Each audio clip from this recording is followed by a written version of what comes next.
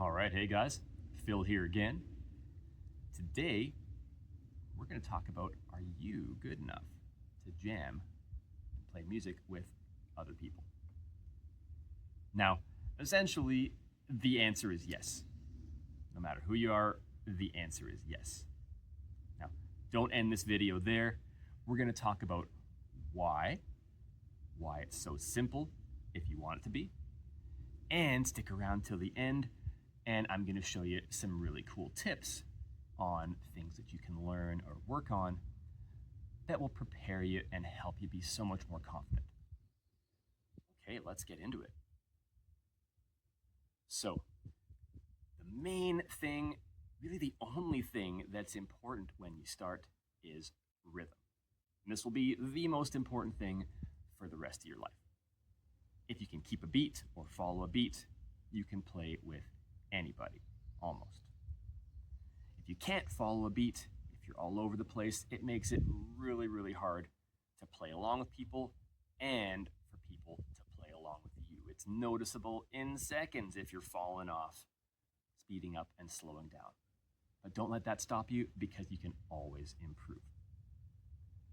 So, when you're jamming with people, the most important thing is creating something, right? Think of it as layers. The more people that there are, the more different layers that you want to create. Think of it like this. Imagine you guys are playing along. Out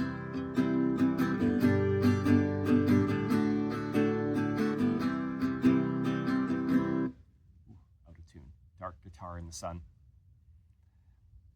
So, if you've got 5 guitar players, you don't want 5 people trying to do that and match up with each other's rhythms. That's ridiculous. If 1 or 2 people are doing that, wonderful. That's totally fine. So, what can you do? Well, first of all, you can clap, you can drum, right? Grab a cowbell, just don't play it too loud. Anything along those lines, and you can try and follow the beat.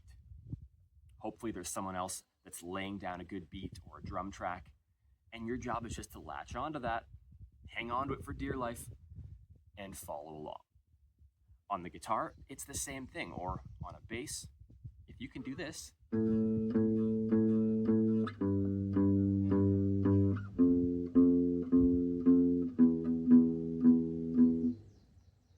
just play simple single note lines that follow the beat. You can follow along. You can try and learn, and as your skills get better, you can create more interesting layers. You can contribute a little bit more.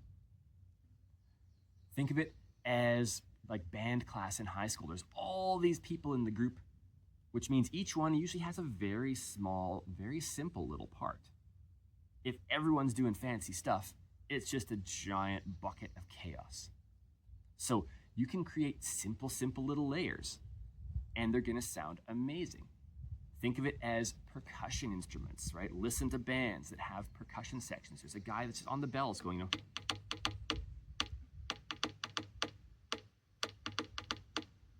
just some simple little part. He probably keeps it going for half the night.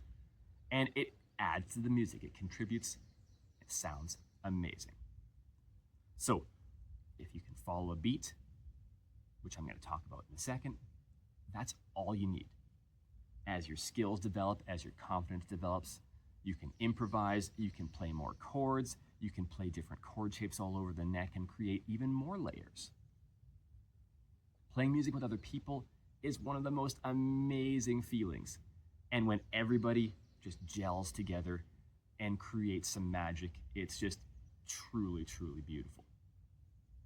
So don't let it stop you. For most guitar players, especially, right, they're bedroom players. They hang out in their bedroom or somewhere on their own, and they just play on their own. And it's terrifying to think of playing with other people.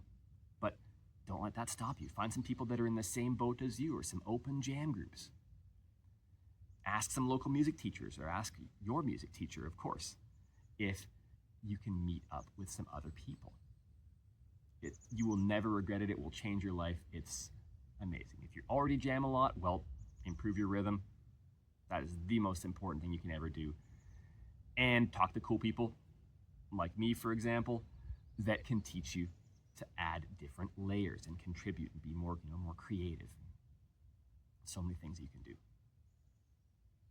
Okay, so let's talk about what you can do to improve your sense of rhythm, or what you can do to contribute to some jamming to start with. So, the simplest, coolest way to improve your rhythm is just to start counting, tapping your foot or drumming along to the music that you're already listening to. Put on any music you like and see, first of all, can you find the beat? Do you know where the counting is? For some songs, that's going to be really easy and obvious. But if you find some where you're not quite sure, put them on a list, make a note, because something in that song is messing with your natural sense of timing. And you're going to learn a lot from that. You can ask other musicians or your music teacher to teach you about the beats and the counting in that song. Now, doing something physical like bobbing your head, drumming, tapping your foot is really going to help connect you to those rhythms. I always talk about learning rhythms or following a metronome, following any type of rhythm. And it's like driving, right? You got these lines to follow. Now, when you're driving, when you're learning to drive, you're going to start veering off. You have to realize that and say, oh crap, and bring it back, right? You veer off this way. You got to realize it, say, oh crap, and bring it back. Now, after you do that enough, you're going to be making constant little mini adjustments. You're going to be sticking within those lines without even thinking about it, because it's such a natural way to do that. Rhythm is exactly the same. You have to realize you're speeding up and bring it back. Realize you're slowing down and bring it back. And the more you do that, the more you're going to do it automatically, and you're just going to latch onto that beat. And that is the most important thing that any musician can ever learn to do. So make it fun, make it passive. Just tap your foot and count along with any music that you like. That's going to really help. Now, on the instrument, well, the next thing you can do is just think about following your chords with bass notes. Now, I'm just going to skim through this. We can dive into this a ton. But first of all, if you don't have the notes on your guitar memorized, go watch my video, because I have the easiest way ever of learning those. Now, let's say we're using our classic pop song chords, right? E minor, C, G, and D. Still out of tune. You'll survive. So somewhere on your guitar, you've got to find an E, a C, a G, and a D. Let's hang out on the 6th string, right? E is the open string, C is 8, G is 3, and D is 10. So if you want to follow along with the song, if you want to jam with other people, this is also what you can do on the bass guitar, by the way. All you have to do is follow those notes and hit them at the right time. It doesn't matter how simple your part is. Like this, you can go 1, 2, 3, 4, 1, 2, 3, 4, 1, 2, 3, 4, 1, 2, 3, 4. If you hit those at the right time, if your counting is connected to the music, you're playing along. And then it just gets more and more interesting from there. So try those ideas first. Don't let anything stop you. And get out there and play with some other people. Thanks so much for joining me, guys.